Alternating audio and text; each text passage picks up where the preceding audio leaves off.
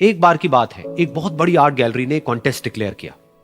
उसमें उन्होंने अनाउंस किया कि जो भी पेंटर पीस को डिपिक्ट करने वाली वर्ल्ड की सबसे अच्छी पेंटिंग बनाएगा उसको $10 मिलियन का इनाम मिलेगा। यह बात पूरी दुनिया में फैल गई और पूरी दुनिया से हजारों पेंटर्स ने अपनी अपनी पेंटिंग भेजी उस कॉन्टेस्ट में पार्टिसिपेट करने के लिए। उन हजारों पेंटिंग्स में से जो इस कॉन्टेस्ट के जजेस थे उन्होंने फाइनली 100 पेंटिंग्स को शॉर्टलिस्ट किया और उन 100 पेंटिंग्स की एक एग्जीबिशन लगाई। उस एग्जीबिशन में इन सारे पेंटर्स को तो इनवाइट किया ही किया, साथ ही साथ मीडिया वाले भी बैठे हुए थे और मीडिया वालों के साथ हजारों लोगों की भीड़ भी जमा थी। क्योंकि प्राइज अमाउंट इतना बड़ा था तो सबका इंटरेस्ट था ये जानने में कि कौन जीतेगा, कि वो पेंटिंग कैसी होगी और कौन वो पेंटर होगा जिसको इतना बड़ा अमाउंट मिलेगा। फाइनली वो दिन आ ही गया। वहां पर सारी ही पेंटिंग्स देखने लायक थी और एक से बढ़कर एक थी। उसमें से कुछ पेंटिंग्स थी जहां पर सबसे ज्यादा भीड़ थी। जैसे एक पेंटिंग थी जहां पर एक बिल्कुल साफ पानी की नदी बह रही थी, जिसके पीछे कुछ पहाड़ थे, उसके ऊपर बर्फ जमी हुई थी और पीछे से सनराइज हो रहा था। एक और पेंटिंग थी जहां पर पेंटर ने पीस को डिपिक्ट किया था फुल मून नाइट के थ्रू, यानी कि एक बिल्कुल पीसफुल लेक थी जिसका पानी बिल्कुल स्टिल था, इतना स्टिल कि उसके अंदर आप रिफ्लेक्शन देख सकते थे आसपास में जो भी कुछ था उसका, बिल्कुल एक मिरर की तरह। और बिल्कुल डार्क आसमान में कुछ तारे चमक रहे थे और एक चांद चमक रहा था। उसके अलावा एक पेंटिंग थी जिसमें बिल्कुल सफेद बादल थे, नीला आसमान था और बिल्कुल हरी हरी घास थी। यानी कि सारी ही पेंटिंग्स ऐसी जिसको देख करके ही मन शांत हो जाए।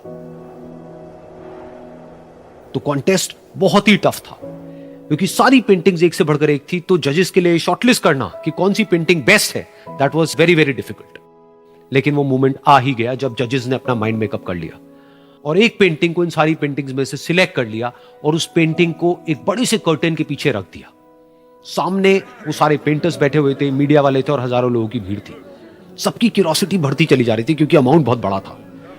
लेकिन जैसे ही वो पर्दा हटा और सामने से सबने उस पेंटिंग को देखा तो सब हैरान रह गए।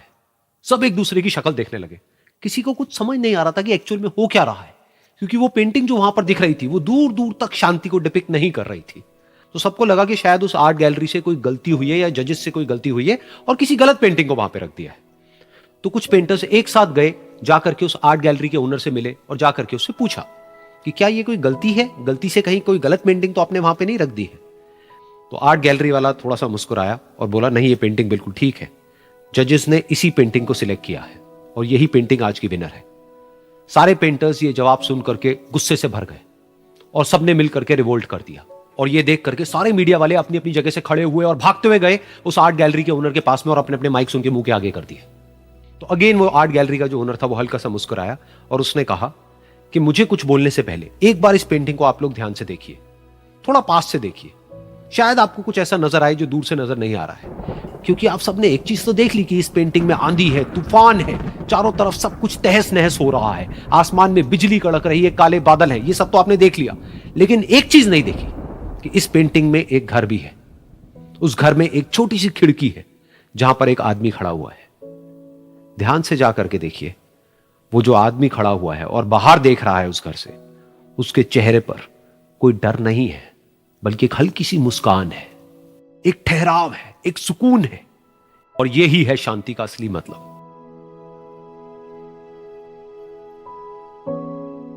यानी कि शांति का मतलब यह नहीं है कि हमारे बाहर सब कुछ शांत है और फिर हम शांत हैं, क्योंकि वो टेम्पररी है। असली शांति का मतलब यह है कि हमारे बाहर चाहे जो कुछ भी हो रहा हो, हम अंदर से पूरी तरह से शांत हैं, हमारा मन शांत है।